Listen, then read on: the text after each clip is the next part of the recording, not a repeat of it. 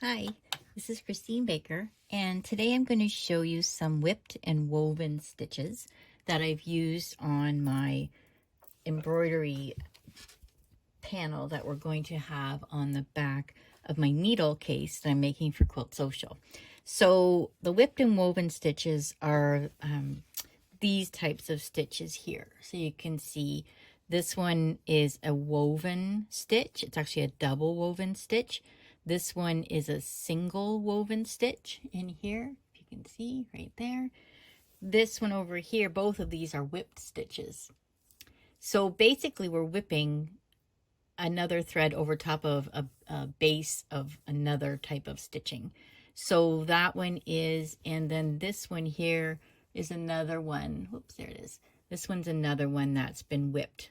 One stitch has been done in it looks like a back stitch, and then I whipped over top of it with another thread. And the same thing with these.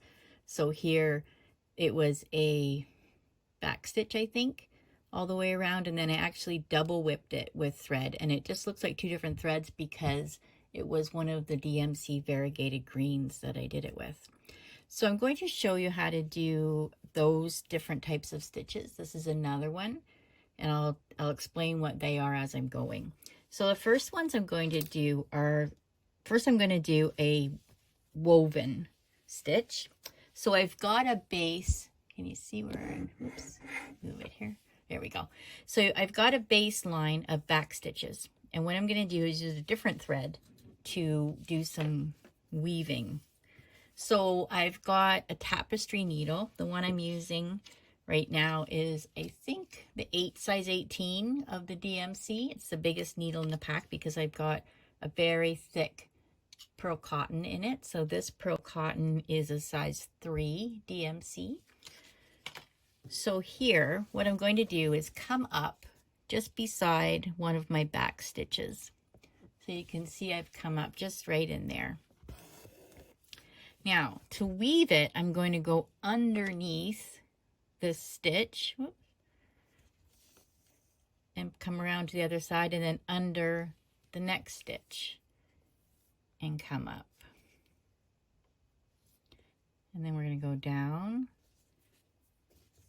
And the reason you use a tapestry needle is so that your needle doesn't break this thread and go in between, like in the middle of the thread. Oops. So see how it's leaving that little kind of a zigzag design. Okay, so that's weaving the stitch. Now I'll show you on this back stitch that you can do a whip stitch as well. So with a whip stitch, you always come through each of the subsequent stitches the same direction. So because we're down here, I'm going to come up here, and we're always going to go down on the stitch. So then down on the next stitch, and then down on the next stitch. Oh, there we go. And then down. So it ends up looking kind of like a rope. But it's really nice if you can use two different colors of thread, because then you get a different look to it. So you can see the difference between the woven stitches and the whipped stitches. Okay, so you can do the same thing with back stitches. You can do it with chain stitches. You can do it with running stitches. So I'm going to show you the running stitch one now.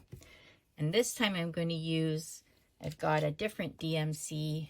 Whoops. It's Tangerine Zing, and it's one of their rayon flosses. Oh, sorry, this is a polyester floss. Okay, so I'm going to come up, same thing, I'm going to come up beside one of the stitches. Okay, so there I am beside one of my running stitches, and let's do the whipped one first. So we're always going to come up from the bottom with this one. Okay, so up from the bottom of the stitch, up from the bottom of the stitch. So it does look a little bit different than when you're doing it for the running stitch, because you can see there's a space in between each of those. Okay, so that's the whipped running stitch, and then we'll show you the woven one. Okay, so we go down from one, up from another. And if you want to leave your stitches like this, you can. Okay, so you can leave them so that there's lots of thread, or you can pull them tight. So I'm going to leave them to show you what it looks like when I come back and do a double woven. Okay, so we're going to go up. Oops, I'm going to pull that one down a little bit, and then come back down, and then back up. Okay, and then once you get to the end, let's say I'm at the end of my line, so then I can turn it around. It's easier for me to stitch that way. So now I'm going to go the opposite direction.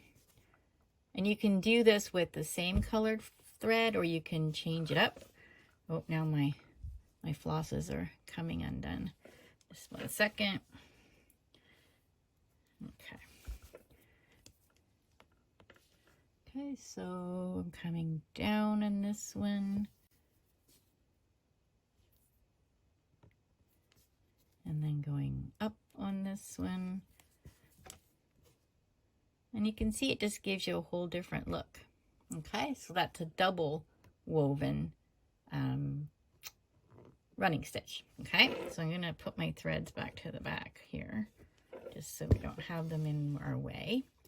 Now this one, I'll do this one since it's got the thread right here. So this one we're going to do a woven wheel stitch. So sometimes it's called a woven cobweb stitch too, I think. And this is how I made these little blue hollyhock, I guess they kind of look like. And you can see there's dimension to this stitch. I hope you can see that. So it kind of sticks up. It sticks up about 1/8 of an inch off of the linen. So to do this stitch, I've got a tapestry needle here as well, and I've put in 5 stitches. So this little wheel stitch really works well when you have an uneven number of spokes. If it's even, you don't get the same effect. So you're going to put your 5 little spokes in, or 7 spokes, whatever. And the bigger you make your spokes, the bigger your little flower will end up. So you come up in the middle, and we're going to go over that one, under that one. Okay? Then we're going to go over this one and under this one. And over and under. Oops. Just pull all your threads so they're even. Now we went under that one, so we're going to go over and under. Over and under. Over and under. And if you'd had an even number of stitches on here, or an even number of spokes, then you wouldn't get this same look. It would always be going over and under the same spoke all the time. So this way we're getting stitches that go over the one time around, and then they go under the next time. And then you just keep going around and around. Oh, there we go. Over and under.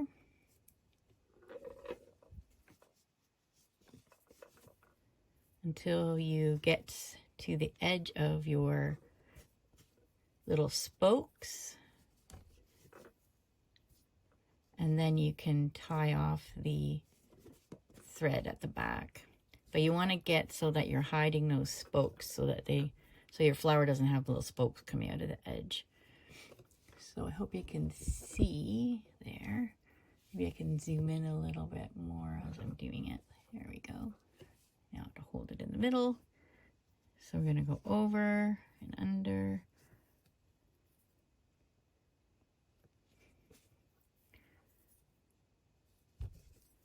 And there, so you can see it's starting to pop up a little bit off of the linen. And you want to make sure you start with enough thread so that you don't have to stop and rethread your needle partway through, because I don't think you'd get quite the same look if you were doing that. Oops, there we go. I'm almost to the edge. Shouldn't have made it so big, and it wouldn't have taken me so long to do this. Oh, I just lost my thread. But anyway, you get the idea. So that's what the little rose kind of turns out when you do the woven wheel stitch. So now I'm going to do the little whipped one. Now, where's my thread for that? Oh, here it is. Okay, so with the whipped woven wheel, that's what this one is. And you can have any number of spokes in this one, so it can be odd or even. But you're going to come up in the middle, the same as you did. Oh, there we are. Come up in the middle, the same. And then you're going to go under and then back over. And then you're going to go under the two of them. So hope you can see that. Okay, so you see it's gone under, then it wrapped that one. So then we're going to go over and under both of them. Okay, then we're going to go over and under. So you go over one and under two each time. So you go back over the one the last one you went under, and oh, we're getting all caught up here. And then you go over and then under. Okay, so you just keep going around like that. Oh, now we're caught on the hoop. There we go.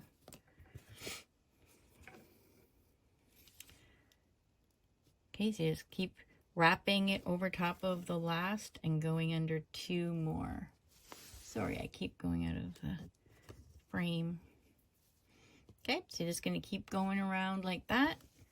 And then eventually it will look like this. Okay, so this stitch that I did was a detached chain stitch. So like we did in the previous video, we do chain stitches, but you can do a detached one. So I did one, I came out of here, did my little loop, came up through there, and then made a long tail on it. And then all the tails met in the middle. And then I did that woven whip stitch over top of that. Okay, so that's the 4 different stitches that we have in this day's post on Quilt Social. Thank you. Bye.